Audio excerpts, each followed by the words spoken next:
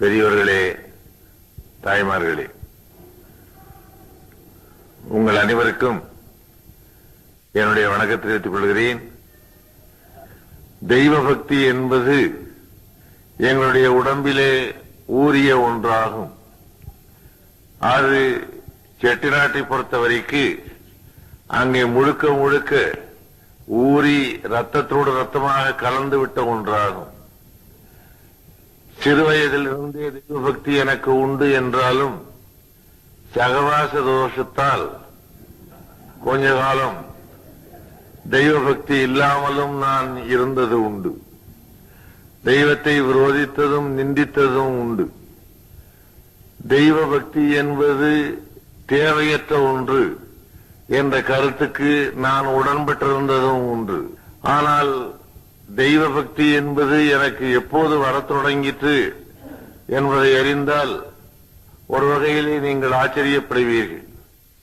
கம்பராமாயணத்தை எரிக்க வேண்டும், அது தமிழர்களை இழிவுபடுத்துகிறது என்ற ஒரு இயக்கம் 30 ஆண்டு காலங்களுக்கு முன்னாலே துவங்கிற்று.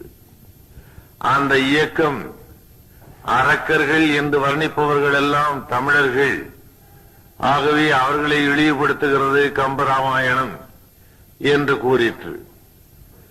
அது அந்த அரக்கர்களை மட்டும் கூறவில்லை. எந்த புராணத்தில் அரக்கன் வந்தாலும் அவன் தமிழனே என்று வாதாடத் தொடங்கிற்று. அரக்கனாக இருப்பவனெல்லாம் தமிழன் என்று அதுவே கருதிற்று.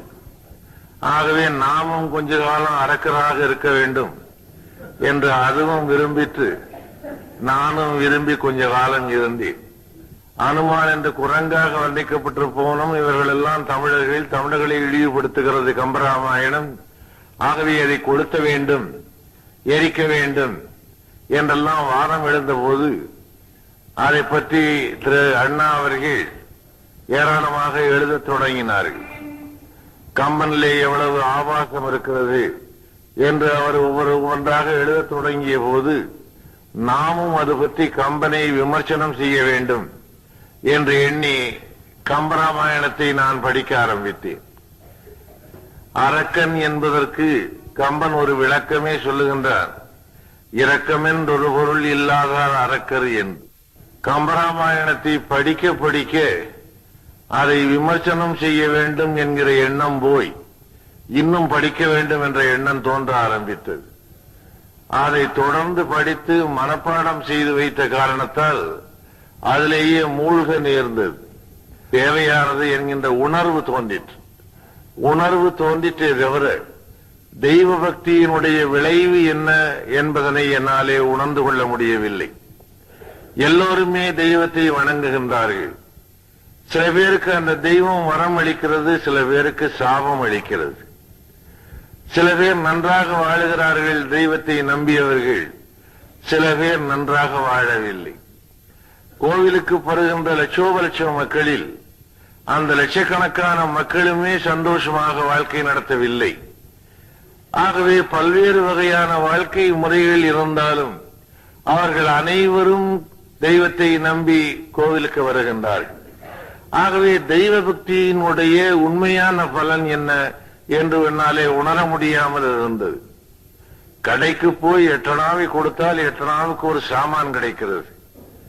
அதுபோலவே ஒரு முறை தெய்வத்தை வணங்கி எழுந்தால் அந்த வணக்கத்திற்கு என்று ஒரு பலன் கிடைத்தாக வேண்டும் என்று சிறிய உள்ளம் எண்ண ஆரம்பித்தது. தெய்வத்தை வணங்குகிறவன் எல்லாம் பலன் பெற்றால் தானே தெய்வத்தின் மீது நம்பிக்கை வரும். ஆகவே பலன் இல்லாமல் தெய்வத்தை பலகாலமாக வணங்கி கொண்டிருப்பவனுடைய நோக்கம் என்ன, அந்த வணக்கத்தினுடைய அர்த்தம் என்ன என்று கூட எனக்கு தோன்றிற்று. பிறகு நாளாக நாளாகத்தான் ஒரு தெய்வ பக்தி என்பது காலத்தாலே விளைகின்ற விளைச்சல், அது உடனடியாக தருகின்ற பலன் அல்ல என்பதை உணர முடிந்தது. விதையை போட்டுவிட்டு தினசரி அதை தோண்டி பார்த்து முளைக்கிறதா என்று பார்த்தால் அது முளைக்காது. தினமும் தோண்டி பார்த்தால் விதை விதையாகவே இருக்கும், அது முளைப்பதில்லை. ஆனால் விதையை போட்டுவிட்டு ஒரு காலம் காத்திருந்தால் அது மலர்ந்து பலன் தருகின்றது. ஆகவே நம்முடைய காரியங்களை நாம செய்து கொண்டு போனால் பின்னாலே அதற்கென்று ஒரு பலன் உண்டு, தவறுகளுக்கு தண்டனை உண்டு என்று சொன்னவையெல்லாம் நியாயம் என்பதை வயதினுடைய முதிர்ச்சியிலே தான் காண முடிந்தது. ரத்தம் வேகமாக இருந்த போது எல்லாம் பொய்யாக தோன்றிற்று. ரத்தம் சுண்ட சுண்ட எல்லாம் உண்மையாக தோன்ற ஆரம்பிக்கிறது. நிலம் காயும் போதுதான் நீரினுடைய சுகம் தெரியும். நீர் வற்றாமலேயே இருந்திருந்தால் நீரினுடைய சுவையும் தெரியாது, சுகமும் தெரியாது. அவனுடைய சிருஷ்டியின் லீலைகளை என்னாலே எப்பொழுது தெளிவாக உணர முடிந்தது என்றால் ஒரு 15 ஆண்டுகளுக்கு முன்னால் என்னாலே உணர முடிந்தது. அவரவர்களுடைய தவறுகளுக்கு அவரவர்களுடைய வாழ்க்கையிலேயே தண்டனை கிடைக்கும் என்பதை நான் கேள்விப்பட்டிருக்கிறேன். பாவத்தினுடைய சம்பளம் மரணம் என்பது கிறிஸ்தவ வேதம். ஆனால் பாவத்தினுடைய சம்பளம் அந்த அளவிலேதான் என்பது இந்துக்களுடைய வேதமாகும். நீ 1 கிலோ பாவம் செய்தால் 1 கிலோ தான் தண்டனை. அது கூடவும் கூடாது, குறையவும் குறையாது. நான் சின்ன வயதாக இருக்கும்போது 16 வயது 15 வயதிலே தேர்ப்பாரத்துக்கு மேலே என்னாலே படிக்க முடியாமல் போன போது, அதற்கு மேலே படிக்க வசதி இல்லை என்று நான் வருந்திய நேரத்தில் எங்களுடைய சமூகத்திலே சில பேர் அதை கேலி செய்ய தொடங்கினார்கள். துன்பங்களை பிறரிடம் சொல்லாதே, பல பேர் அதற்காக வருத்தப்பட மாட்டார்கள், சில பேர் கேலியும் செய்வார்கள் என்று ஒரு பழமொழியை நான் படித்திருக்கிறேன். அதுபோலவே சிலர் கேலி செய்தார்கள். என்னடா உனக்கு என்ன வேலை கிடைக்கும் தேட்பாம் படித்து விட்டு என்று என்னை கேலி செய்து, ஒருவர் கேட்டார், ஒரு பேப்பர் கட்டுகிற கடை வேலை இருக்கிறது, பேப்பர் கடையிலே அந்த வேலையை போய் பார்க்கிறாயா என்று அவர் கேட்டார். எனக்கு அழகையே வந்துவிடும் போல் இருந்தது. வேடிக்கை என்னவென்றால் நான் கொஞ்சம் கொஞ்சமாக முன்னேறி வர முடிந்தது. 10 வருஷம் கழித்து நான் பார்த்தபோது அவருடைய மகன் அவர் சொன்ன அதே கடையில் அதே பேப்பர் கட்டுகிற வேலையிலே போய் சேர்ந்திருந்தார்.